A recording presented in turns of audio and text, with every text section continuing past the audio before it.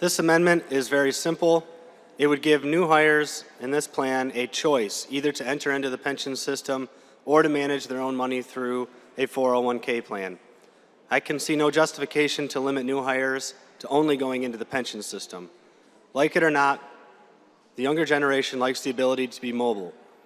For some potential new hires, a pension might be a deal breaker, and allowing them to manage their own funds might be attractive.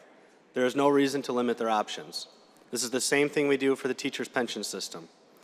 Some may argue that the pension plan will have a 401k component, so a 401k option is not needed.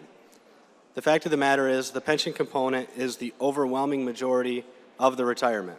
The 401k match in the new hybrid plan is very small relative to the match in the state 401k plan.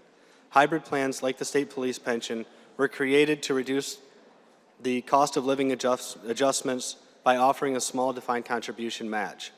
This match was never intended, nor could it ever provide enough in savings for one to retire within itself. This is a common sense option that should be added into this plan. Thank you, and I urge my colleagues to support this amendment. My alternative plan offered here would keep corrections officers, conservation officers, and other state employees in the plan in their current retirement systems. The officers and the other state employees covered in this package would be offered a much better 401k or defined contribution plan than they receive now. Currently, they are in a fund that provides a 4% flat contribution from the state and then an additional matching component of up to 3%. My plan would keep that 4% flat contribution, but then improve the matching component based on the following schedule. If you work 0 to 3 years of service, you'd get a 6% match instead of the current 3. Those with 3 to 5 years of service would get an 8% match. Those with 5 or more years of service would get a match of 10%. This plan would also create an annuity option which employees can elect within their 401k. If they desire a defined benefit income, they can choose one from a highly regulated insurance provider that is much more financially healthy than the state pension plan. Another component introduced separately is a retention bonus of up to $10,000 for corrections officers, conservation officers, and other eligible employees who stay on the job.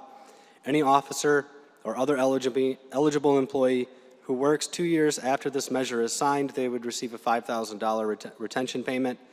Any officer or eligible employee who works an additional 2 years after that would get an additional $5,000. So if an employee worked for 4 years, they'd get $10,000 in retention bonuses under this program.